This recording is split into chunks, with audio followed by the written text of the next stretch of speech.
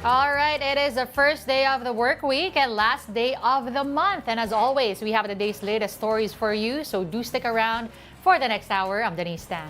Alright, ako naman po si Lourdes Vera. Huling araw ng Hunyo, kamusta ng mga binoto nyo? May sinabi ba sila tungkol sa taas presyo ng mga kung ano-ano? O ngayon pa lang ba, maaga na silang miyembro ng Komite de Silencio? Yan kasi naniwala ka naman, so serves you right. Buti na lang may afternoon delight.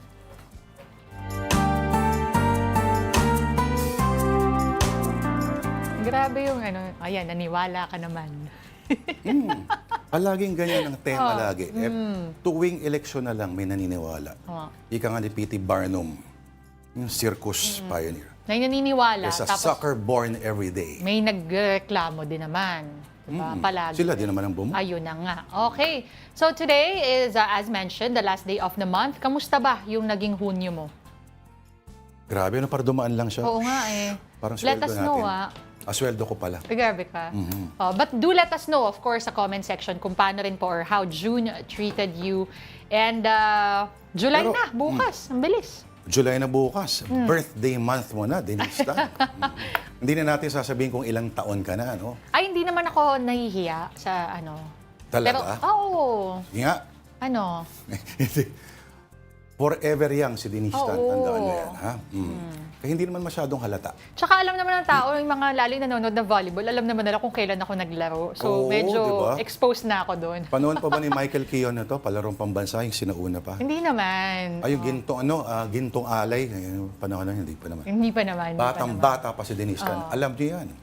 Oo, mas nauna pa si Gretchen Joseo, di ba? Nauna ako kay Gretchen. Buti umamin. Ng ilang taon. Hindi, hindi ko kinakahiya. Mas Pero kita mo naman, Ayun. parang sanggol pa rin.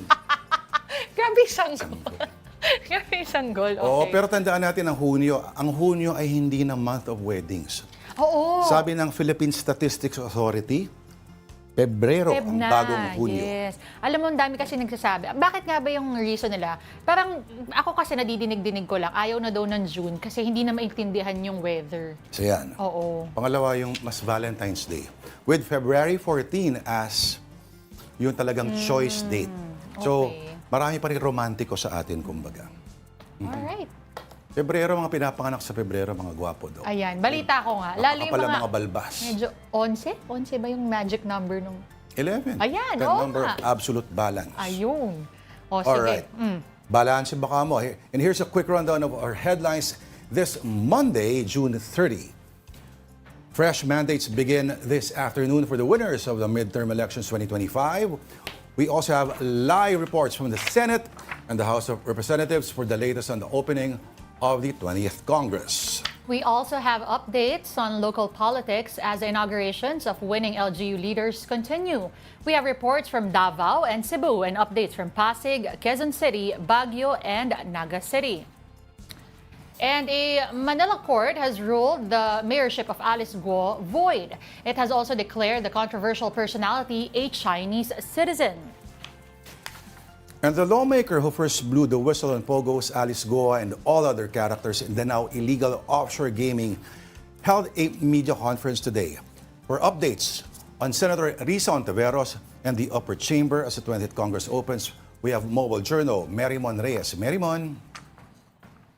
Good afternoon, Lord and Denise. Kanina sa isang press conference with Senator Risa Hontiveros, ang nasabi niya sa atin, especially with the heated debates surrounding the impeachment trial against Vice President Sara Duterte, the impeachment trial is alive and ongoing. At ang nasabi pa dito ng Senadora, sa July 29, one day after the State of the Nation address si Pangulong Ferdinand Bongbong Marcos, ay inaasahang magre-reconvene ang Senado bilang impeachment court. Dito raw nila harap-harapang mapag-uusapan at posibleng mapagnilayan muli yung answer ad cautelam na final ni Vice President Sara Duterte, pati na rin yung reply ng House Prosecution Panel. Pinanghahawakan ni Senadora yung ruling pa rin ng Korte Suprema na itong impeachment ay isang non-legislative function ng Senado at hindi ito apektado ng kalendaryo ng lehislatibo. Kaya naman, nananatili pa rin naman daw in session ang impeachment court. Tuloy pa rin yung pagrolyo ng trial sa 20th Congress na opisyal lang nagbukas kanina ng 12:01 p.m.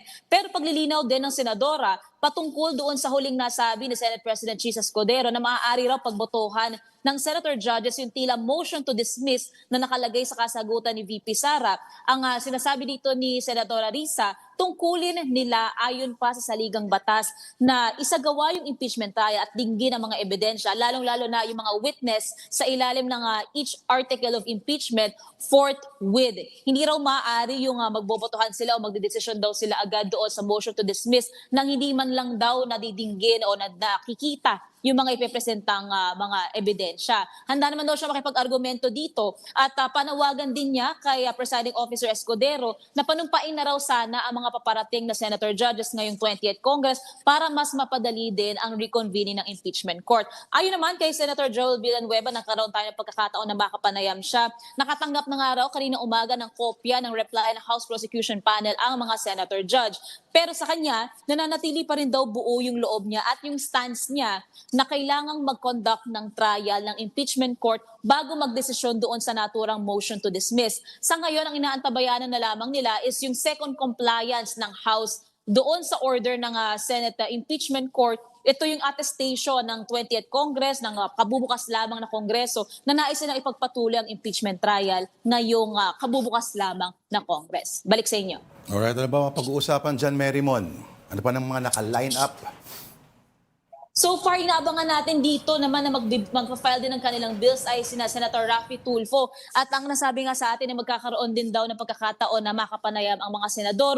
Pero isa pa sa mainit din na pag-usapan kanina, lalong-lalo na ni Senadora Risa Hontiveros, mainit niyang ipinaalam na naging tila fake news itong naging lumabas na video kung saan yung isa nga sa mga witnesses niya, sana, laban kay Pastor Apollo Kibuloy, tila bumaliktad sa kanya. Ang nasabi dito, make no mistake, hindi raw ito atake sa kanyang opisina, atake raw ito sa truth-telling. Maghahain sila ng complaint sa NBI ngayong Wednesday, pero nung natanong natin, pagdating kaya dito yung motibo, yung agenda, bakit nagkaroon ng tila pagbaliktad, nagkaroon ba ng pag-uutos, nagkaroon din ba ng bayarin mula doon sa panig na yun, doon sa sinasabi nga na nagkaroon ng pagtetret dito sa witness na ito. Ang nasabi dyan ni Senadora Risa, mukhang meron nga raw.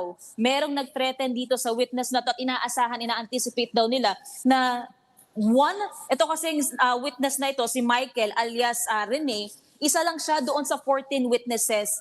And itong 13 witnesses pa ay binabantayan at tinututukan ngayon ng opisina ng Senadora para raw makita kung sila rin ba ay nakaka-experience din ng possible threatening or posibleng magresulta rin sa recanting ng kanilang mga testimonies laban nga dito sa pastor. Nung tinanong natin yung mga pangalan, kung may big names ba, may mga politiko ba sa likod nito, sabi ng Senadora, fina-finalize pa raw nila ang mga ito. Pero asahan natin yung iba pang mga detalye sa Wednesday. O, Mary Mon, tayo lang naman nag-uusap dito, no? Okay, ano ang mga bulong-bulong, medyo malayo pa naman, pero yung botohan pagdating sa Senate President, ano bang, the usual name ba ang inaasahan base sa iyong mga naririnig o dating bagong pangalan ba ang ating aasahan? Lord, ayon kay Senator Joel Villanueva, lagpas na raw sa 13 yung nakausap niya. And so far, base raw dito, pwede pa naman daw magbago, depende sa magiging desisyon ng mga senador, lalo-lalo na sa mga paparating, mananatili raw na Senate President itong si Cheese Escudero. Pero so far, ang nilinaw niya, hindi raw siya ang nanligaw, hindi raw siya nangolekta ng boto. Ang tanging ginawa niya lang daw ay nakipag-usap sa mga senador. And so far, ito pa yung sentimiento sa ngayon. Pero then again, titingnan pa natin sa mga susunod na linggo, pag kinonduct na yung eleksyon, kung totoo ba itong sinabi ni Sen. Joel o magkakaroon ng pagbabago sa desisyon ng mga senador. Alright. May tanong ka ba kay Mary Mon? Denise Tan, dahil punong-puno ang bibig ni Denise Tan ng tubig, kaya hindi siya makatanong. Pero salamat rin sa updates mo. Ang ating mobile journal, Mary Mon Reyes, uulat live mula sa Senado. Now from the upper chamber, we go down south to Davao. We have News 5 correspondent Bril Montalvo there. Bril, unang tanong, talaga bang binebenta na ang bahay ni dating Pangulong Rodrigo Duterte? Follow-up question, magkano raw ba? Lord, Denise, alam nyo, tama nga kayo dyan, no? Kumakalat nga itong larawan na sa bahay ng dating Pangulong Rodrigo Duterte, doon nga sa Doña Luisa Subdivision sa Matina, dito sa Davao City, kung saan may tarpaulin na nakapaskil doon sa kanyang gate na house for sale. Ayan, so ito yung kumakalat last Saturday dito nga sa social media at pagdating ng linggo ay inalis na naman ito kaagad ng ito nga tarpaulin at kaninang umaga ay pinuntahan natin na mismo itong bahay nga ni former President Rodrigo Duterte doon sa Doña Luisa dito sa Davao City at nakita natin personal itong nga tarpaulin na nakapaskil doon last Saturday sa kanyang gate, sa kanyang bahay. Pero hindi na ito nakapaskil at nakatago na ito sa isang sulok. Nung hinawakan namin ay agad nung kinuha ng mga nagbabantay doon at tinago. So sinabi naman at kinumpirma naman ito ng common law wife ni dating Pangulong Rodrigo Duterte na si Hanelet Avancenia sa isang panayama sa radyo noong Sabado na binibenta niya ang bahay nila ng dating Pangulo doon nga sa Doña Luisa. Bagamat masakit sa kanyang loob na ibenta ito, pero wala siyang magagawa kasi nga for the sake na parang wala na umano siyang privacy doon sa loob ng bahay at hindi na siya komportableng tumira doon. Kasi nga, advice ng lawyer ni Hanelet Avancenia na lagyan ng CCTV ang bawat sulok ng bahay, including ang mga kwarto. So isa sa mga reason bakit ibebenta na itong bahay ng dating Pangulo sa Doña Luisa. At wala pa naman tayong nakuhang reaksyon coming from sa mga anak ng dating Pangulo doon nga sa pagbibenta ng bahay ng kanilang ama. So ngayon, hinihintay pa natin ang statement ng mga anak ni dating Pangulong Rodrigo Duterte. So ngayon, wala na yung tarpaulin na nakapaskil doon nga sa labas ng gate ng bahay ni Digong dito sa Davao City. May report ako nakita, ang sabi sa report, siyempre tutol sila VP Sara, tutol yung mga anak, at ang recommendation daw nila ay i-open na lang daw sa public at gawing museo. Totoo ba to? Yung Lord doon, nabasa nga natin sa isang article sa Philippine Star na hindi nga sang-ayon itong si Vice President Sara Duterte na ibibenta ang bahay nila or ng kanyang ama. Bagamat hindi siya ang may-ari at hindi siya makapag-desisyon doon nga sa bahay. But sinasuggest niya na wag na lang ibenta at gawin na lang parang tourist spot at bahay bisitahan ng mga Davaoenyo. At kung gusto nga makita at matunghayan itong ang bahay ng dating Pangulo kasi sabi daw na doon daw nanunuluyan ng dating Pangulo, doon kumakain at doon tutulog. So most probably patok ito na maging destinasyon dyan nga sa lugar na yan dito sa Davao City instead na ibibenta. May tanong din ako, Bril. Diyan ba lumaki sila, Mayor Baste, sila Sara, at yung lahat mga anak? Wait lang, habol ko, Bril. Pa-confirm, sa Matina ba ito? Tama ba? Yes, tama ka nga dyan din sa Doña Luisa Subdivision sa Barangay Matina, Davao City. Ito yung naging kontrobersyal na bahay ni Digong last March 13. Yung napabalitaan na i-raid umano ng CIDG ito nga naturang bahay. Pero wala namang nangyaring raid. At nagsidatingan din last March 13 nung nakarinig yung mga taga-suporta na i-raid itong ang bahay ng dating Pangulo sa Doña Luisa. At starting noon ay nagtitent na, nag-vigil na yung mga taga-suporta, nagbabantay na doon sa labas ng bahay ni Tatay Digong. So kung mapapansin nyo, wala ng tao. Wala ng tao sa bahay ni Tatay Digong kasi nga pinaalis na ng mga homeowners doon sa Doña Luisa Subdivision ng mga taga-suporta ng dating Pangulo na nagvi-vigil every night at nagbabantay doon sa labas ng bahay. Kasi nga, sabi ng mga homeowners, baka nakakadistorbo na sila sa mga nakatira doon at parang wala ng privacy ang kanilang subdivision. Kasi nga, kahit sino na lang ang pumupunta at nakikiselfie, yun. So ngayon, wala nang mga wala nang mga supporters na nagbabantay doon sa labas ng bahay ni Tatay Digong sa Doña Luisa. Pero may nagbabantay pa rin yung kanyang mga original na mga security guard or mga bodyguard ni Tatay Digong. Saka yung mga yung mga staff dati, 'di ba? Yung mga Oo. nakikita natin na kasama niya noon sa yung household staff, wala na rin sila diyan.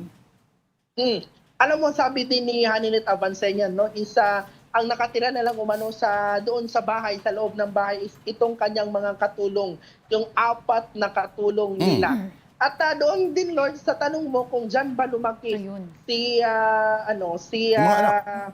yung mga anak ng dating Pangulo. Naku, hindi tayo sure dyan, no, kasi marami pa silang, or may mga iba pang bahay sila dito sa Davao City, kagaya doon sa Bangkal, sa Taal Bangkal, sa Ancestral House, kung saan every December 25 ay namimigay ng ayuda at pahalipay ito ngang pamilya Duterte sa mga Davaoenyo. So, siguro doon may parte ng kanilang buhay na doon sila tumira, pero palipat-lipat lang.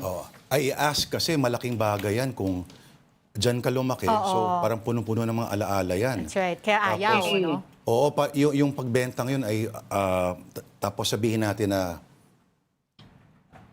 alam mo naman, complex family situations, yung kumbaga walang group chat, potential source of conflict yan, sabihin natin.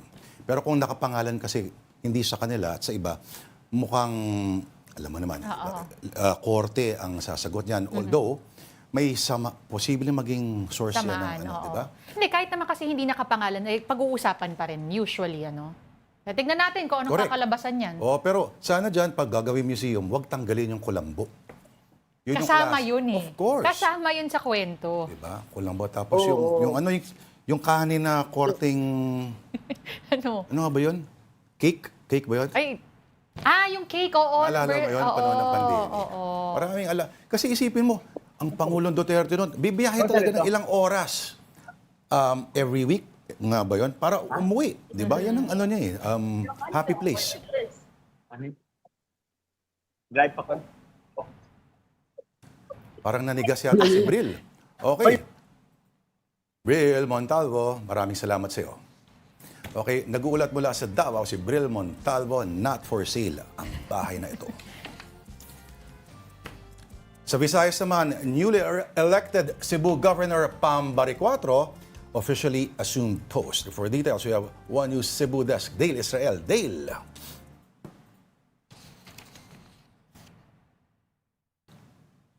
Dale. Kay tingog dong. Why sound? Dale. Yun. Habang inaayos po natin. Ito na po yung audio. Ay, nako, Dale.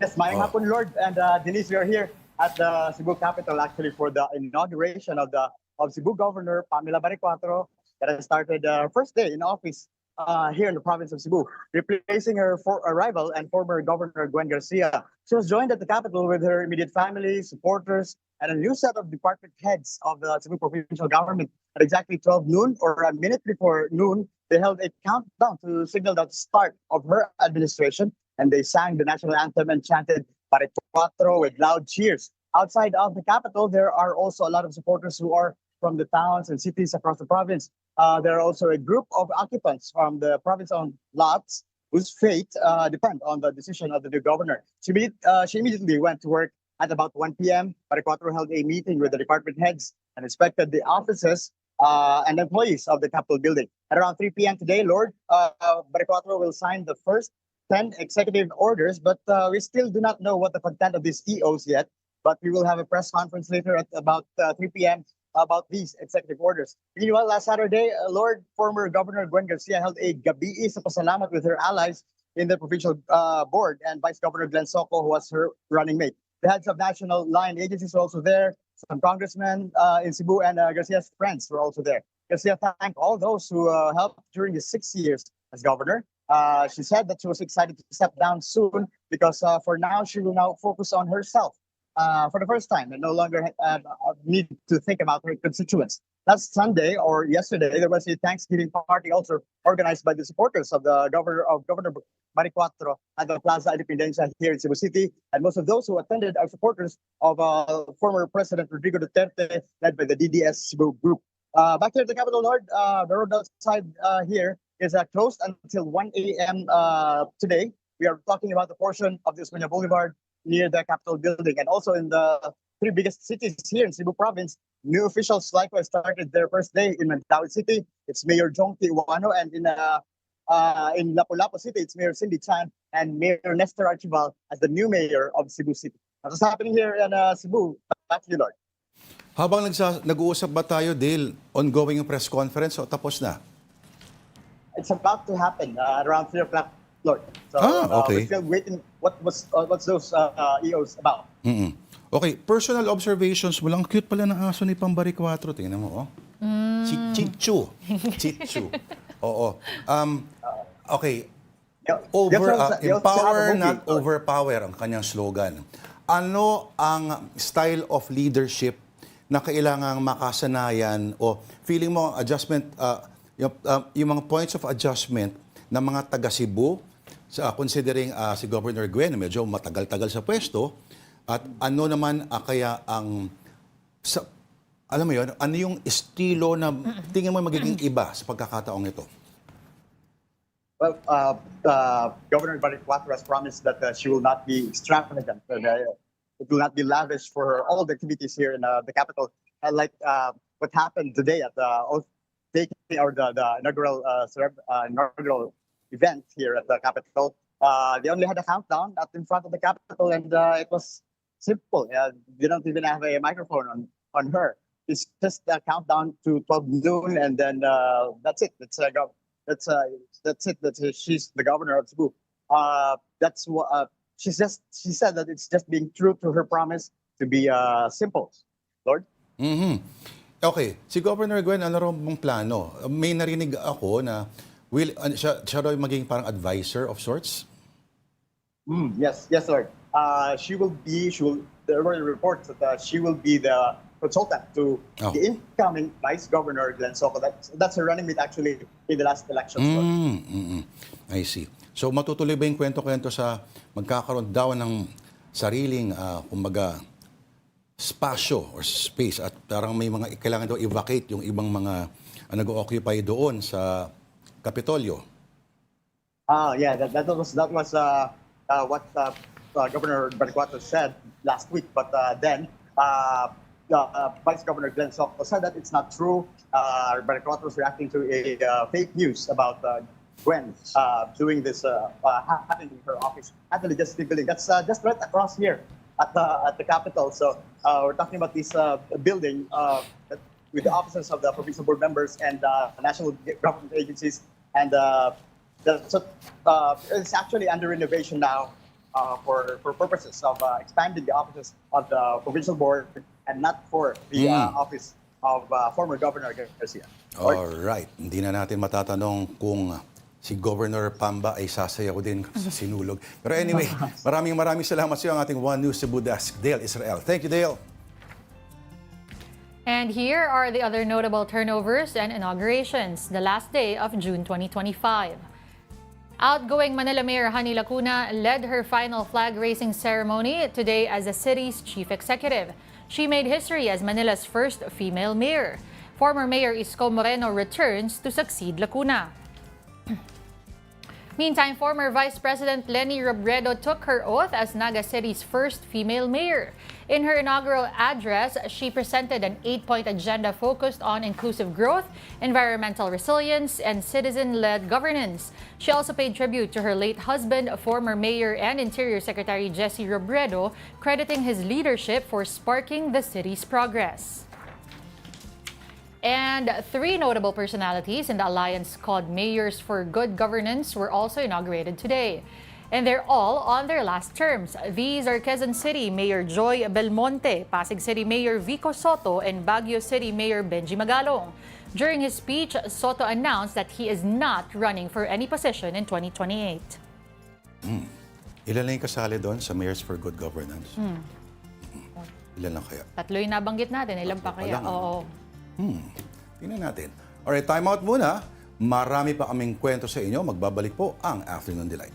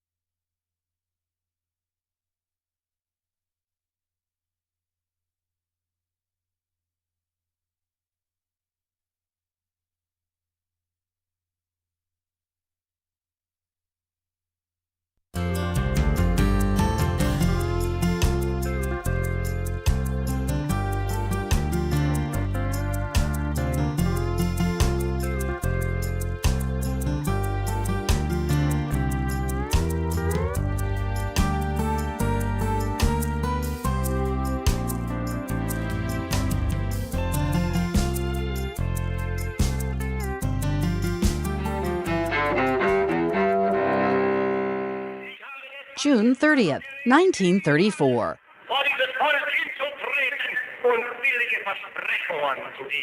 Nazi Germany's dictator Adolf Hitler begins his so-called blood purge of political and military rivals, known as the Night of the Long Knives.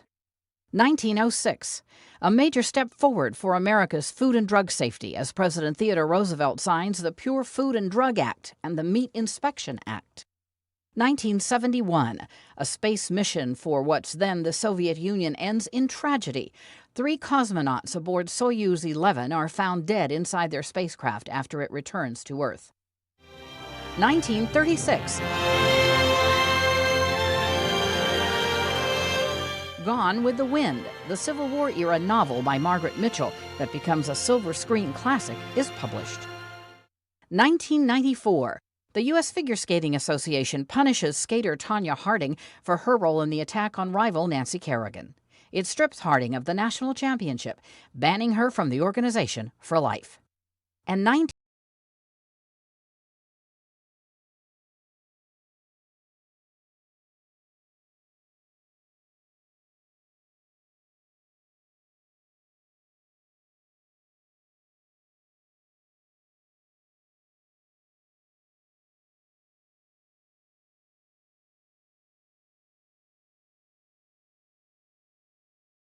Alright, Stormy weather baka mo. Alright, this is still Afternoon Delight on One News. Ako po si Lord De Vera. At ako naman po si Denise Tan. Magandang hapon pong muli. Alright. Mamaya-maya, ipag-usapan natin. Ito yung mga balita. Mamaya, we'll run you down through the day's latest headlines. Pero makakausap din natin in a while, I believe, si Amy. Amy Atienza. Alright, simulan na natin ang balita, The filing of House bills and resolutions officially began at noon today, marking the start of the 20th Congress. And for latest, we have mobile journalist Amy Atienza. Amy, okay, ano-ano ba ang mga tinalakay dyan ng mga bills so far at ano pa ang mga dapat asahan?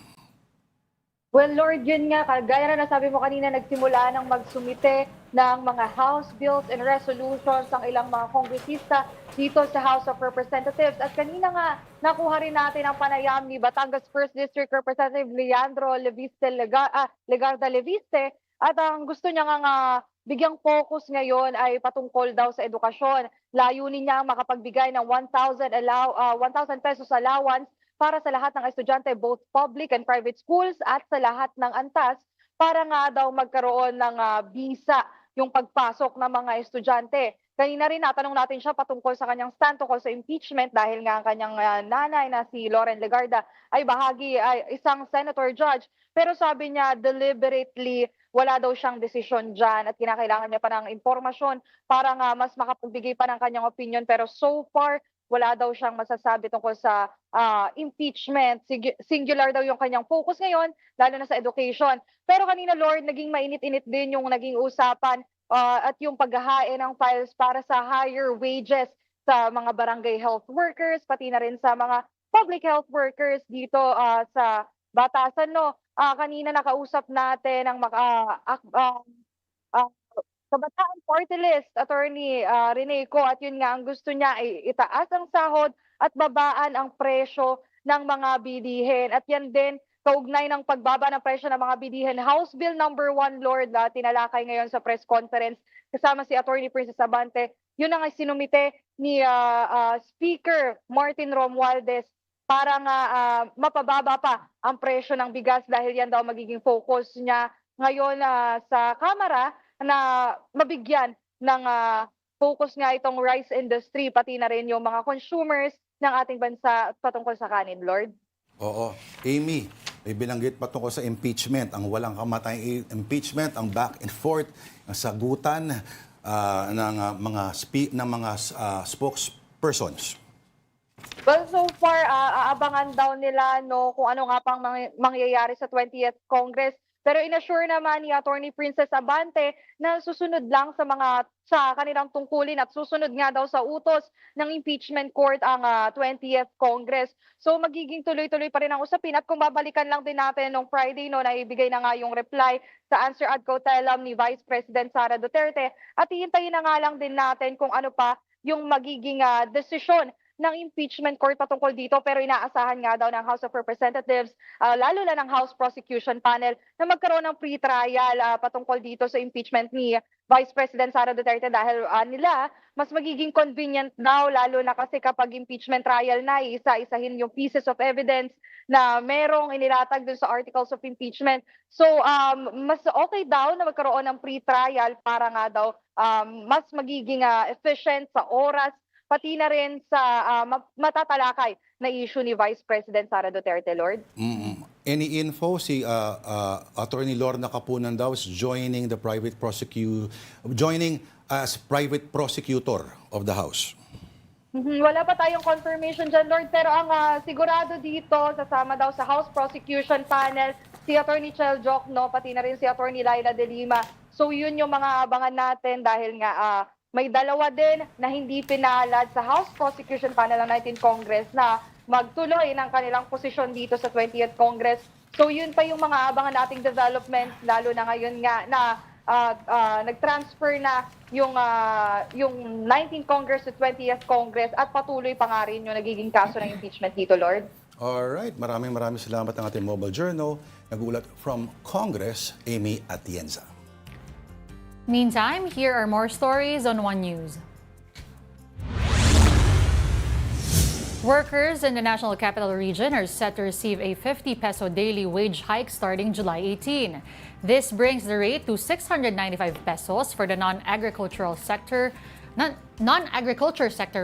658 pesos for the agriculture sector. This adjustment is expected to benefit around 1.2 million minimum wage earners in the region. Justice Secretary Boying Remulla confirms that he will submit his application for the position of ombudsman on Friday. This comes as incumbent Samuel Martires is set to retire on July 27. He also said he has informed the president of his plans and that he is preparing a list of potential replacements for his post at the DOJ. Pag-asa says the low-pressure area inside the Philippine Area of Responsibility has a low possibility of developing into a tropical depression within the next 24 hours. It was last spotted east of Central Luzon. Meantime, residents in Navotas built a makeshift dike after a river wall collapsed and caused flooding in Barangay San Jose. Over 160 families were affected as high tide threatens to worsen flooding this afternoon. And the MMDA has started switching traffic lights from countdown timers to an adaptive signaling system. The new system uses ground sensors to detect vehicle volume and adjust light changes in real time. This aims to improve traffic flow by reducing unnecessary stops and delays. In other news, a Manila court has voided Alice Guo's Bamban mayorship, declaring her undoubtedly a Chinese citizen and a usurper of public office. Here's a report. A Manila court has voided the mayorship of Alice Guo Interlac, ruling that she's undoubtedly a Chinese citizen. In a 67-page decision dated June 27, the Manila Regional Trial Court said Guo was never qualified to run for mayor in Bamban, calling her nothing more than a usurper of public office. Under the Constitution, only natural-born Filipinos can seek elective posts. The court found that Guo was actually Guo Huaping, born in China to Chinese parents, and entered the Philippines in 1999 on a special investor visa. A fingerprint analysis by the National Bureau of Investigation confirmed they are the same person. No valid record supported her claim of Filipino parentage, and her birth certificate wasn't registered until she was already 19. The ruling stemmed from a petition by the Solicitor General, who argued that Guo was never qualified to run, making her election void from the start. The court warned her case posed a national security risk, with a foreign national gaining access to public office using a false identity. Senator Sherwin Gatchalian welcomed the ruling and urged further legal action against Guo and those who enabled her. Senator Risa Hontiveros also hailed the development, saying the truth always comes out indeed.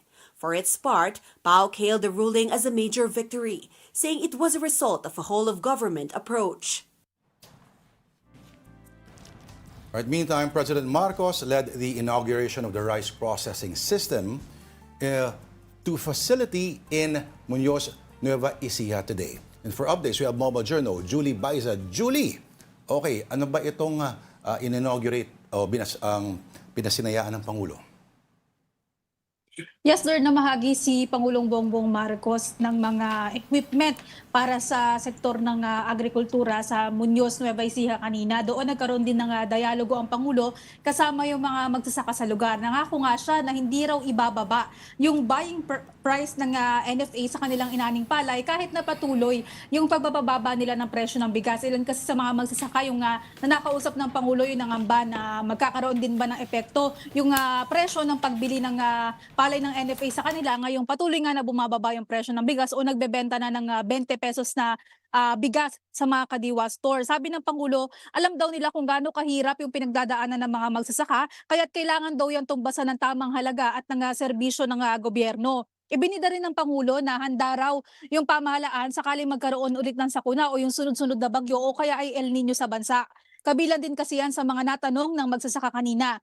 Ang sabi niya, magkakaroon daw ng subsidy, inihahanda na raw yan. At yung insurance coverage, mas pinalawak na rin daw ngayong DA na yung tumatrabaho o naghahawak niyan. Natanong din kay PBBM kung may ginagawa bang paraan yung pamahalaan para naman mas maging interesting o maengganyo yung mga kabataan na pasukin yung sektor ng pagsasaka. Ang sabi niya, ang kailangan nga daw mag-focus sila sa teknolohiya. So kanina yung mga ibinigay na equipment kanina, malaki daw yung maitutulong nun.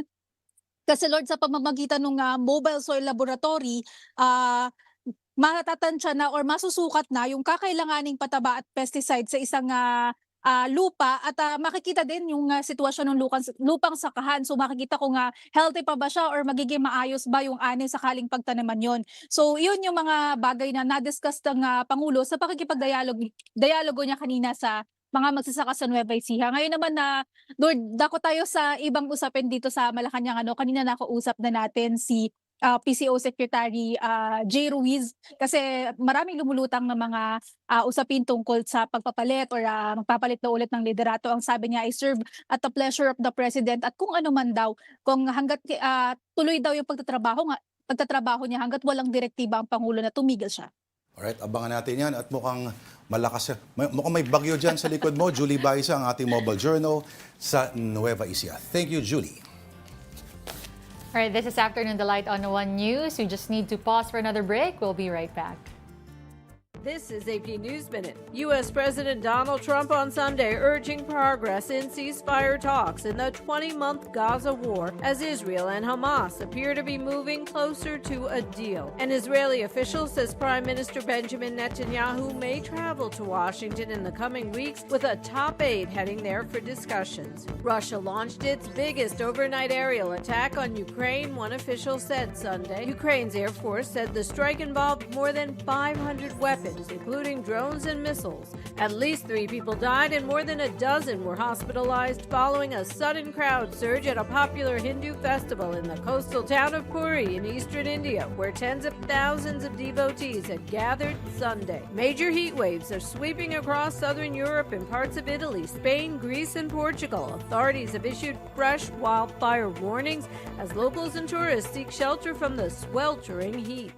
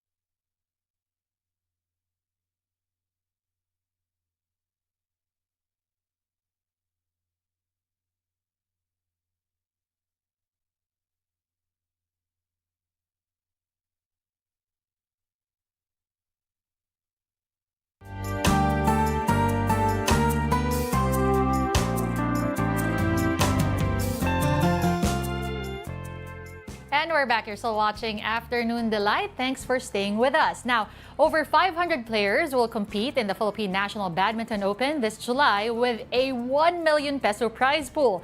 To talk about that more, we have Philippine Badminton Association Head of Development, Mr. Melvin Nubla. Sir, thank you for joining us here in Afternoon Delight. Thank you for having me here also. Yeah, so we're going to have our 2025 Philippine National Badminton Open. It's actually the biggest badminton tournament in the country, no? So we're expecting more than 500 players. This is actually the third year that we're doing this, and the good thing about this is it attracts all the best players in the country. It is also where the national team will also play. So the national team normally they play abroad there. So this is the only local tournament where they play, no? To really prove themselves that they are really the best in the country. And of course, all the other players naman across the country would want to join and test kung kakayanin ba nila talaga labanan yung ating national team or not. Okay. Sir, minention mo, no, biggest, 500 plus ngayon yung sasali. Ano po ba yung usual na number? And gaano ka-importante to for our national athletes and for those aspiring athletes din? Well, for one, as I said, this is the third time that we're going to have the Philippine National Open. Walang ganito before, no? The first time we did this, we had about mga 400 lang. And then the second one, we attracted about 500. Now we're actually close to 600 players. So, and magugulat ka kasi madami naglalaro ng badminton in the country. And it's a good thing that we have this tournament which allows yung mga players to really show their case, show kung gaano sila kagaling, di ba? And this is their venue to be really seen, no? Ang isa pang maganda, for this year, we will have it at Rizal Memorial Coliseum. And we want to make the players feel how it feels like playing in an international tournament. So the entire setup, naka-dress up yung ating Rizal Memorial Coliseum. We will have 4 courts in the Coliseum, and then we will also have 4 courts in the Rizal Badminton Hall, no? Pagdating ng finals, everything will be in the Rizal Memorial Coliseum. So para ka nanonood talaga ng isang international tournament. The merchandising, the production, everything, all the works. It's really the feeling na para ka na sa isang BWF tournament. So ganun siya kalaki. To really mimic that setup. Correct. Pero sir, okay, aside from the 1 million pesos na premyo, what can winners expect din po? Since this is really parang the best of the best, right, in the country, the national team coaches will also be there. The program directors, sina Coach Kenny and sina Coach Chopper will also be there to also see kung meron ba tayong mga ibang potential na national team players, right, that can represent the country. Kasi by end of the year, magkakaroon din tayo ng SEA Games, right, by December. So if in case may mga potential doon, maybe we would invite them to be part of the training pool and to train with the national So team. is this parang parang a tryout for them also? Medyo? Kind of parang tryout na rin, di ba? Just to really show their case. If not, at least makita na may potential tong player nito and we will develop them for the next coming tournament. Sir, how important is it to have these kinds of tournaments, especially since pwede ka nga makadiscover ng new talent, yung gantong setup po where anybody can just join? Well, for one, kami sa Philippine Badminton Association, we feel that the Filipino badminton player can be an Olympian, can be a future Olympian. If you look at the top players in the country, in the world, majority are in Asia actually, yes. diba? You don't need the height actually, diba? You just need the skill, yung bilis mo, agility mo, and everything. So we feel we can really generate the next or the future Filipino Olympian. What we need to do lang is to have this opportunity for them to really showcase what their abilities are, and then from there we'll take it over. Sa mga curious po, mga nagtatanong, paano po ba pwedeng manood? Paano makakuha ng tickets? Okay. So the tournament will start on July 7. It will start on July 7. That's Monday, next week already. No? And then the finals will be at July 12. It's going to be a Saturday at Rizal Memorial Coliseum. Tickets are available online. Just go to the Philippine Badminton website, or you can watch it exclusively also with Signal. Signal is our exclusive partner for this tournament as well. 1 million. Baka pwede 1 pa ako million. humabol dyan. Pwede pa ba? Pwede. Mga volleyball players, magaling sa badminton. Same din. footwork, no? Yeah, same footwork. As early as now, congratulations, sir. And again, thank you for joining us. That was Philippine Badminton Association Head of Development, Melvin Nubla. Thank you. Salamat po. Okay, moving on. Signal has officially launched its vertical content lineup with Signal Play Microdrama, a new collection of short-form mobile-first series. The microdramas, which premiered on June 28, are designed for vertical viewing and feature episodes under 5 minutes. Titles include originals like I See You with Dimples Romana, My Father's Last Wish with Dila Menor, and Three Queens and a Baby starring Christian Bables. Signal has also teamed up with Dashflix to expand its lineup with international vertical content. MediaQuest and Signal President and CEO Jane Jimenez Basas called the launch a big step in delivering fresh, mobile-ready Filipino stories. Viewers can stream the first 5 episodes for free with full access at 20 pesos per day via Signal Play. Meantime, in Caloocan, a teacher is moonlighting as a motorcycle taxi rider to make ends meet. Her story from Mobile Journal, Arles de los Santos.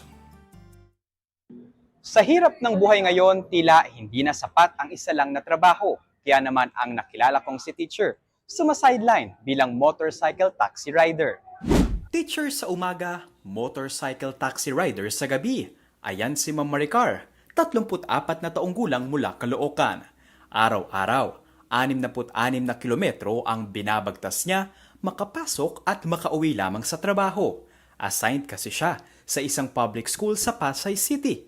At sa haba ng kanyang biyahe, naisipan niya nang mag-apply bilang MC taxi rider. Kasi po before commuter lang po ako eh. 5 sakay papunta, papasok. 2 to 3 hours ang biyahe. 5 sakay pa uwi.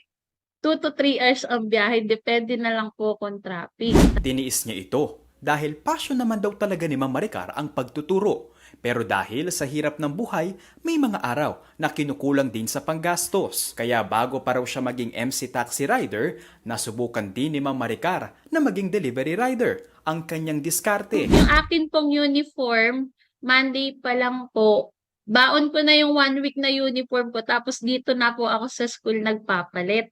Kaya naman pati netizens, lubos ang paghanga kay Ma'am Maricar. Ang video nga na ito ni Ma'am na babiyahe pagkatapos ng kanyang pagtuturo, may 1.2 million views na. Para kay Ma'am Maricar, ang dalawang trabaho na kanyang itinatawid araw-araw ay sumasalamin sa katotohanan ng buhay bilang guro, magulang at anak na hangad ang maayos na buhay para sa pamilya. Ngayon po, yung mga extra, yung mga kinikita ko po sa pag MC taxi, nakakadagdag siya sa daily expenses kasi hindi po kasi porket may isahan ng trabaho is masasabi na natin siyang enough. Dumadating din po tayo sa mga punto na yung tinatawag nating petsa de peligro.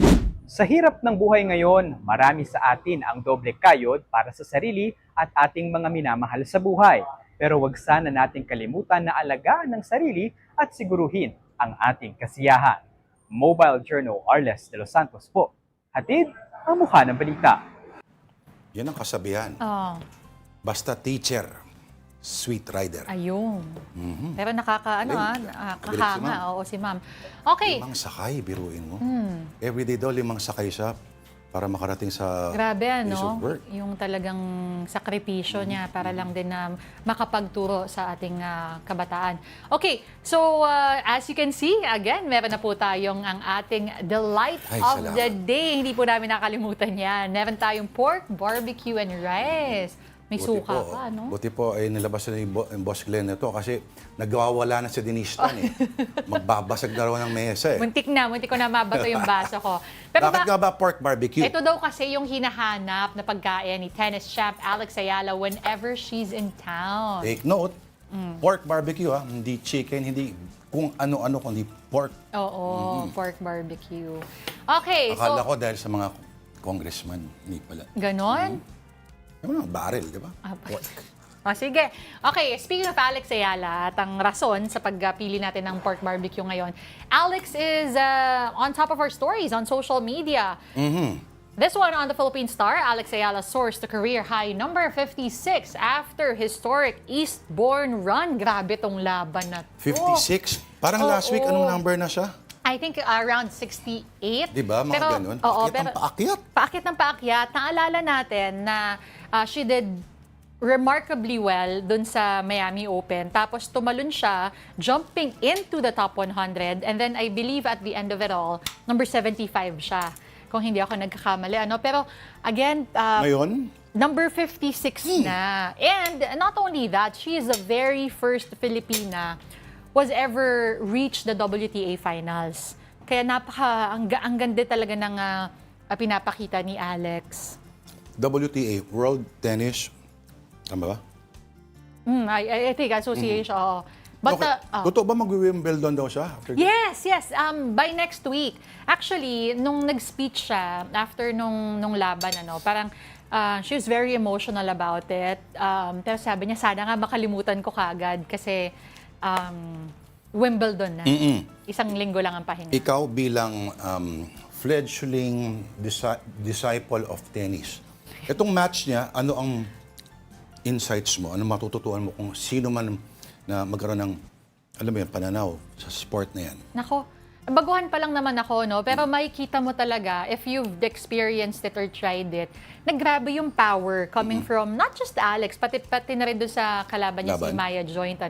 Very powerful hitters, ang bibilis sa loob ng court, nakakaano. Tapos, grabe yung nila, yung final score nila in the third set, parang 12-10 ata, parang ganun. Sa mga basketball lang na naiintindihan, ano ang para kang equivalent nun? para kang OT?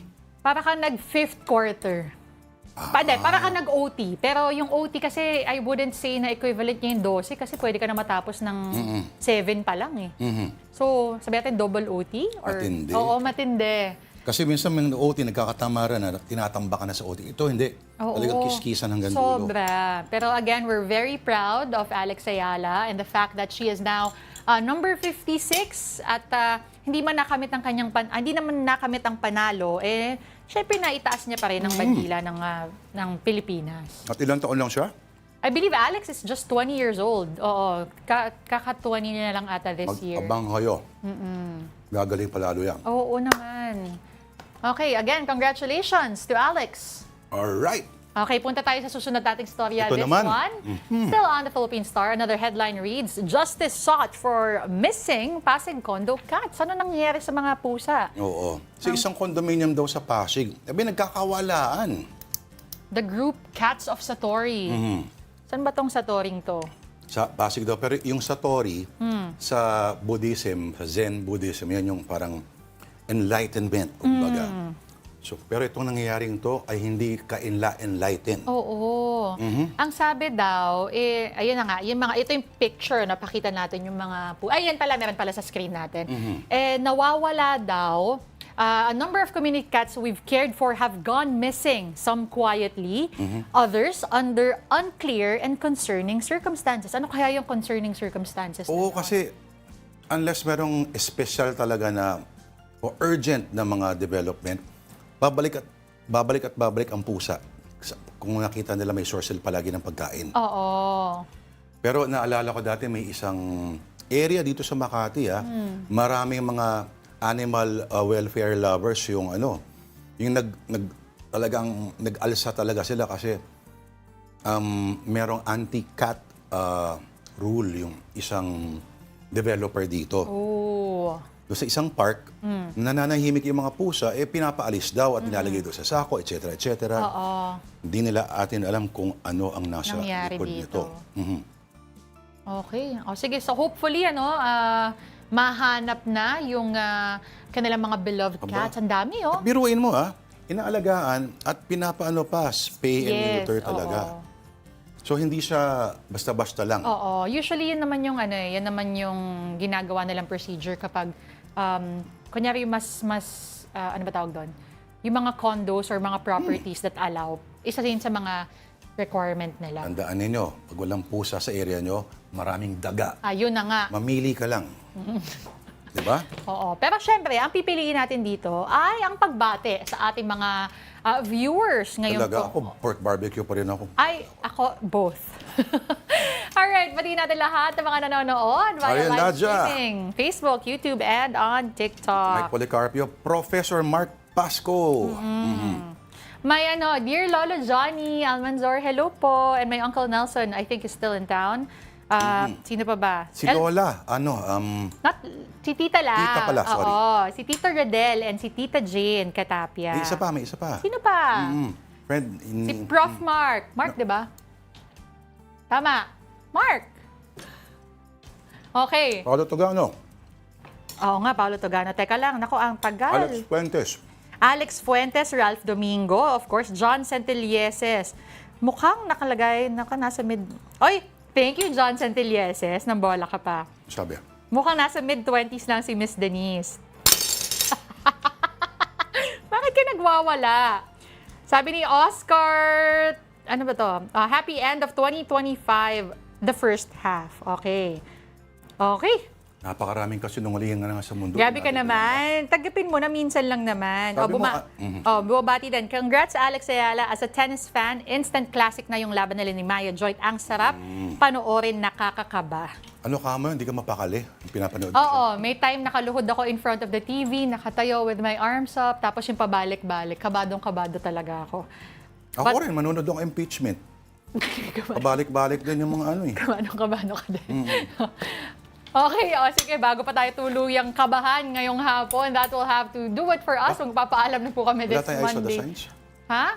Wala jam-pack tayo this afternoon Pero bawi po tayo in the coming days. Thank you for watching Afternoon Delight. Ako po, si Denise Tan. Join us again tomorrow, 2 p.m. Ako po, si Lourdes Vera. Enjoy the rest of your afternoon.